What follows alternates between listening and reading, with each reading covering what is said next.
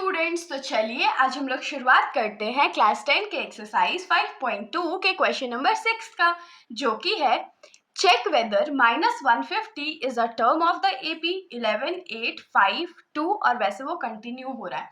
तो इस क्वेश्चन में हम लोगों को क्या बोला गया है, हम लोगों को बोला गया है कि हम लोग को ये चेक करके बताना है कि -150 जो है क्या इस एपी में कभी अकर करेगा, आएगा या नहीं आएगा। तो अब आप लोगों के दिमाग में आ रहा होगा कि अरे ये क्वेश्चन कैसे सॉल्व होगा, लेकिन क्वेश्चन बहुत सिंपल है। जैसे हम लोग क्वेश्चन एपी का करते आए हैं, क्वेश्चन सेम मेथड से होगा, बस जो जो गिवन वैल्यूज है हम लोग उसको लिख लेते हैं।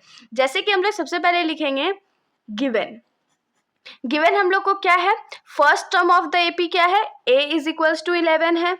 कॉमन डिफरेंस हम लोग फाइंड कर लेते हैं, तो क्या हो जाएगा, second term minus first term, तो ये क्या हो जाएगा -3, क्योंकि 8 में से 11 जब हम लोग माइनस करेंगे तो हमारे पास आंसर -3 आएगा। उसके बाद n का नंबर ऑफ टर्म्स हम लोगों को पता है क्या, नहीं पता है ना, क्यों, क्योंकि ये तो कंटिन्यू होते जा रहा हो, हम लोग को नहीं बताया गया है कि नंबर ऑफ टर्म्स कितने हैं।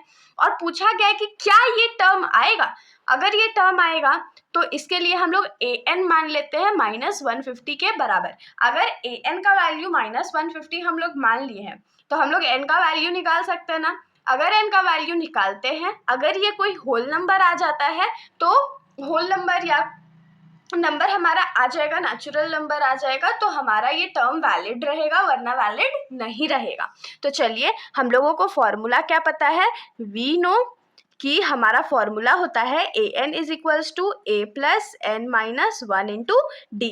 अब an क्या है, तो -150 इज इक्वल्स टू a क्या है, तो 11 प्लस n -1 और d का वैल्यू हमारा क्या है, तो -3 है। अब -150 है, 11 इधर एडिशन में है तो इधर जाके माइनस हो जाएगा, -11 इज इक्वल्स टू n -1 -3। अब माइनस माइनस प्लस, लेकिन साइन तो माइनस का लगेगा, तो 150 में 11 ऐड करते तो 0 + 1 1, 5 + 1 6 और ये 1 is equals to n -1 into -3। अब ये जो -3 साइड मल्टीप्लाई में है, इधर आके क्या हो जाएगा, तो डिवाइड हो जाएगा, तो -161 divided by -3 is equals to n -1। देखिए माइनस और माइनस कट गया। अब सोचने वाली बात क्या है कि क्या 161 जो है वो 3 से डिवाइड होगा, तो चलिए चेक कर लेते हैं। तो 3 का डिविजिबिलिटी रूल चेक करते हैं। तो 3 का डिविजिबिलिटी रूल क्या होता है कि अगर सारे नंबर्स के डिजिट को हम लोग सम कर देते हैं और वो 3 के टेबल में डिविजिबल हो जाए तो पूरा नंबर 3 से डिविजिबल होगा।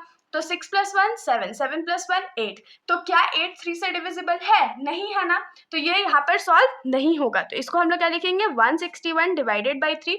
अब ये 1 जो इधर माइनस में इधर आके प्लस हो जाएगा, तो प्लस 1/1 कर देते हैं इज इक्वल्स टू n। अब इसको सॉल्व करते हैं, तो 3 1 = 3 हो गया, 1 इंटू 61 161 हो गया, प्लस 3 1 = 3 हो गया इज इक्वल्स टू n। तो 161 में 3 ऐड करेंगे तो ये क्या हो जाएगा, 164 divided by 3 is equals to n।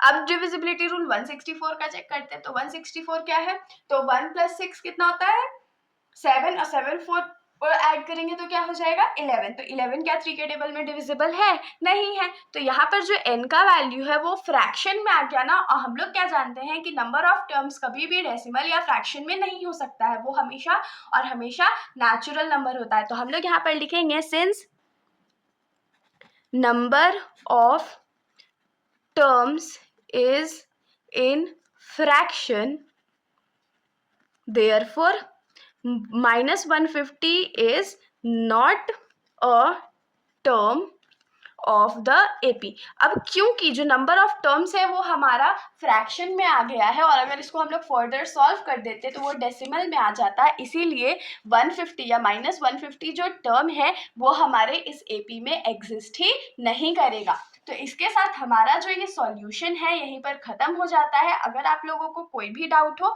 तो आप लोग बिल्कुल कमेंट सेक्शन में पूछ सकते हो, वरना अगर आप लोगों को वीडियो अच्छी लगी तो वीडियो को लाइक कर दीजिएगा और मेरे चैनल को बिना सब्सक्राइब किए कहीं मत जाइएगा। Thank you.